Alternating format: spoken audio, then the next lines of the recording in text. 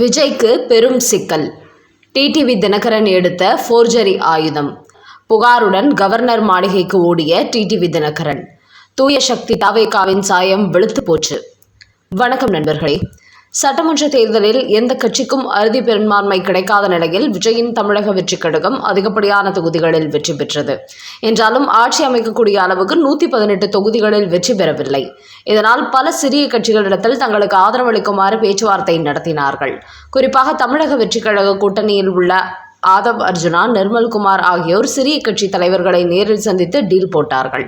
தமிழக வெற்றிக் கழகத்திற்கு ஆதரவு கொடுத்தால் ஆட்சி அதிகாரத்தில் பங்கு தரப்படும், உங்கள் கட்சிக்கு அமைச்சர் பதவி தரப்படும், இதற்கெல்லாம் மேலாக மிகப்பெரிய தொகை கைமாறும், தவேகா கட்சி நடக்கும் 5 ஆண்டுகளும் நீங்கள் நினைத்தே பார்த்திராத அளவுக்கு உங்களுக்கு சலுகைகள் வந்து கொண்டே இருக்கும் என்றெல்லாம் ஏகப்பட்ட ரகசிய வாக்குறுதிகளை வழங்கி அவர்களை தங்களுக்கு ஆதரவு தருமாறு அழைப்பு விடுத்து வந்தார்கள்.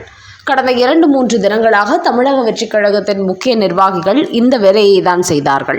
அது மட்டுமின்றி ஓரிரு எம்எல்ஏக்கள் உள்ள கட்சிகளின் தலைவர்கள் தமிழக வெற்றிக் கழகத்திற்கு ஆதரவு கொடுக்க மறுத்த நிலையில் சம்பந்தப்பட்ட எம்எல்ஏக்களை இவர்கள் தனிப்பட்ட முறையில் சந்தித்து ரகசிய டீல் போட்டார்கள். இதுவும் தொடர்ந்து நடைபெற்று வந்தது. இதனால் தான் தங்களது கட்சியின் எம்எல்ஏக்களை தமிழக வெற்றிக் கழகம் தட்டி தூக்கிவிடக் கூடாது என்பதற்காக திமுக, அதிமுக கட்சிகள் அவர்களை தனி இடத்தில் தங்க வைத்திருந்தார்கள். இந்த நிலையில்தான் என்டிஏ கூட்டணியில் இணைந்து போட்டியிட்டு ஒரு எம்எல்ஏவை பெற்ற டிடிவி தினகரன் தனது கட்சியின் எம்எல்ஏவை காணவில்லை என்று நேற்று தமிழக ஆளுநர் அர்லேக்கரை சந்தித்து ஒரு புகார் அளித்திருக்கிறார். அந்த புகாரில் எடப்பாடி பழனிசாமி தலைமையில் ஆட்சி அமைய வேண்டும் என்பதற்காக எங்களது கூட்டணியின் அனைத்து எம்எல்ஏக்களையும் நாங்கள் பாண்டிச்சேரிக்கு அனுப்பி வைத்திருந்தோம். அதில் என்னுடைய அம்மா மக்கள் முன்னேற்றக் கழக கட்சியின் எம்எல்ஏ காமராஜரையும் அனுப்பி வைத்தேன். இந்த நிலையில் நேற்று நான் அவரை தொடர்பு கொண்டபோது அவரிடத்தில் பேச முடியவில்லை. அவரது செல்போனை யாரோ பிடுங்கி வைக்கிறார்கள் என்கிற சந்தேகம் ஏற்பட்டது.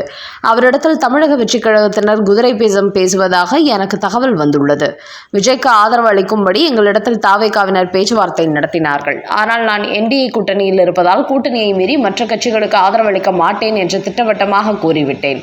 அதோடு எங்களது அமமுக எம்எல்ஏ மன்னார்குடியில் திமுகவை எதிர்த்து போட்டியிட்டு வெற்றி பெற்றுள்ளார். மன்னார்குடியில் திமுக சார்பில் போட்டியிட்ட அமைச்சர் டிஆர்பி ராஜா மற்றும் தமிழக வெற்றிக் கழக வேட்பாளரையும் வீழ்த்திதான் என்னுடைய கட்சி காமராஜர் எம்எல்ஏவானார். அப்படிப்பட்ட அவரை விஜய் கட்சியினர் குதிரை பேரம் நடத்துவதற்காக தங்கள் பக்கம் இழுத்துள்ளார்கள். இது ஜனநாயகத்திற்கு விரோதமான செயல். இன்னும் தமிழ்நாட்டில் தமிழக வெற்றிக் கழகம் ஆட்சியை அமைக்கவில்லை, அதற்குள் இப்படி செயல்படுகிறார்கள். திமுகவை தீய சக்தி, தமிழக வெற்றிக் கழகம் தூய சக்தி என்கிறார்கள். இப்படிப்பட்டவர்கள் எப்படி தூய சக்தியாக முடியும் என்று அந்த புகாரில் டிடிவி தினகரன் தெரிவித்திருக்கிறார். இப்படி நேற்று மாலை தன்னை முதலமைச்சராக பதவி பிரமாணம் செய்து வைக்கும்படி ஆளுநர் அர்லேக்கரை சந்தித்து விஜய் உள்ளிட்ட தமிழக வெற்றிக் கழகத்தினர் அவருக்கு அழைப்பு விடுத்துள்ள நிலையில் டிடிவி தினகரன் ஆளுநரை சந்தித்து இப்படி தமிழக வெற்றிக் கழகத்தினர் குதிரை பேரம் பேசி அவரை தலைமறைவாக வைத்துள்ளார்கள் என்று டிடிவி தினகரன் புகார் அளித்திருப்பது அரசியல் வட்டாரங்களில் பெரும் பரபரப்பை ஏற்படுத்தியிருக்கிறது.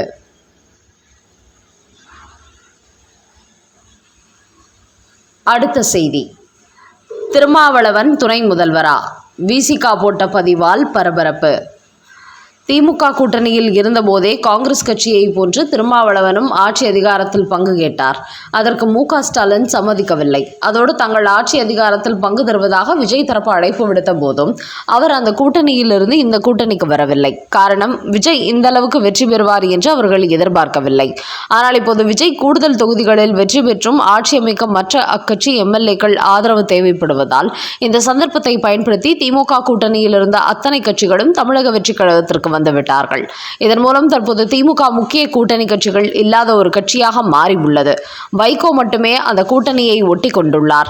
இந்த நிலையில் திமுக கூட்டணியிலிருந்து தமிழக வெற்றிக் கழகத்திற்கு வந்துள்ள ஒவ்வொரு கட்சிகளுமே மிகப்பெரிய ஆதாயத்துடன் தான் இந்த பக்கம் வந்திருக்கிறார்கள்.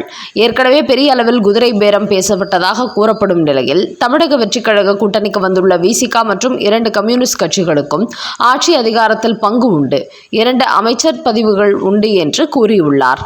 இந்த நேரத்தில் அடுத்தபடியாக விஜய் போட்டியிட்ட 2 தொகுதிகளில் ஒன்றான திருச்சி கிழக்கு தொகுதியில் அவர் ராஜினாமா செய்வதால் அந்த தொகுதியில் தமிழக வெற்றிக் கழக கூட்டணி சார்பில் அடுத்து திருமாவளவன் போட்டியிடுகிறார். அப்படி போட்டியிட்டு அவர் துணை முதலமைச்சராக போவதாக தெரிய வந்திருக்கிறது. இதுகுறித்து விடுதலை சிறுத்தை கட்சியின் உயர்மட்ட குழு கூட்டத்திற்கு பிறகு அக்கட்சியின் வன்னியரசு ஒரு பதிவு போட்டுள்ளார். அந்த பதிவில் ஆட்சியிலும் பங்கு, அதிகாரத்திலும் பங்கு, இது திருமாவளவன் காலம், இனி உயர்வு மேலும் மேலும் என்று அவர் அந்த பதிவில் தெரிவித்திருக்கிறார்.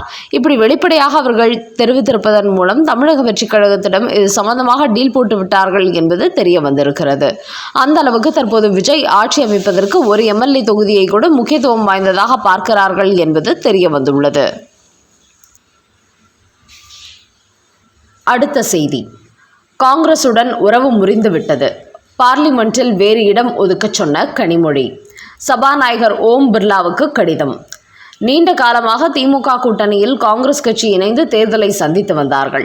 இதனால் லோக்சபாவில் இந்த இரண்டு கட்சியினரும் ஒரே இடத்தில்தான் அமர்ந்திருப்பார்கள். ஆளுங்கட்சியான பாஜகவுக்கு எதிராக இவர்கள் மாறி மாறி வாக்குவாதம் செய்வார்கள். குறிப்பாக ராகுல் காந்தி எதிர்க்கட்சி தலைவரான பிறகு அவர் பொறுமையாக இருந்தால் அவரை சீண்டிவிட்டு பாஜகவுக்கு எதிராக திமுக எம்பிகள் பேச வைப்பார்கள். அவர்களில் கனிமொழி முக்கியமானவராக இருந்தார். ஆனால் நீண்ட காலமாக இணைந்திருந்த திமுக காங்கிரஸ் கூட்டணி தற்போது முறிந்துவிட்டது. குறிப்பாக திமுக கூட்டணியில் இணைந்து சட்டமன்ற தேர்தலை சந்தித்த 5 எம்எல்ஏக்களை பெற்ற காங்கிரஸ் கட்சி விஜய்க்கு முதல் ஆளாக ஆதரவு கொடுத்து விட்டார்கள். இப்படி அவர்கள் ஆதரவு கொடுத்ததை அடுத்து திமுக கூட்டணியில் இடம்பெற்றிருந்த விசிக, கம்யூனிஸ்ட் கட்சிகள் என அடுத்தடுத்து 3 கட்சிகள் வெளியேறிவிட்டன. இதன் காரணமாகவே தற்போது மு.க.ஸ்டாலின் கூட்டணி கட்சிகளை இழந்து நிற்கிறார். அடுத்த தேர்தலை சந்திப்பதற்கு கூட மு.க.ஸ்டாலின் இடத்தில் வலுவான கூட்டணி இல்லாத நிலை ஏற்பட்டுள்ளது. இதனால் தற்போது தமிழ்நாட்டில் திமுகவிற்கும் காங்கிரஸ் கட்சிக்கும் இடையே கடுமையான மோதல் ஏற்பட்டு வருகிறது. எப்படி கடந்த காலங்களில் திமுகவினரும் அதிமுகவினரும் அடித்துக் கொள்வார்களோ அதே போன்று இப்போது திமுகவினரும் காங்கிரஸ் கட்சியினரும் அடித்துக் கொண்டு வருகிறார்கள்.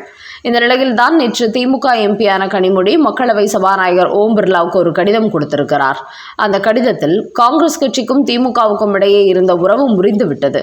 அதனால் மக்களவையில் அவர்களுடன் நாங்கள் அமர முடியாது. அதனால் எங்களுக்கு வேறு இடம் ஒதுக்குங்கள் என்று அந்த கடிதத்தில் கேட்டுக்கொண்டுள்ளார். அந்த அளவுக்கு தமிழக அரசியலில் ஏற்பட்டுள்ள இந்த மோதல் தற்போது டெல்லி வரை எதிரொலித்திருக்கிறது.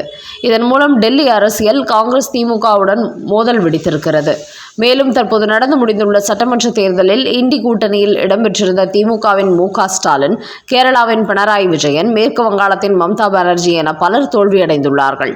இதன் மூலம் இண்டி கூட்டணி தற்போது உடைந்து சிதறி வலுவிழந்து தொடங்கியிருக்கிறது.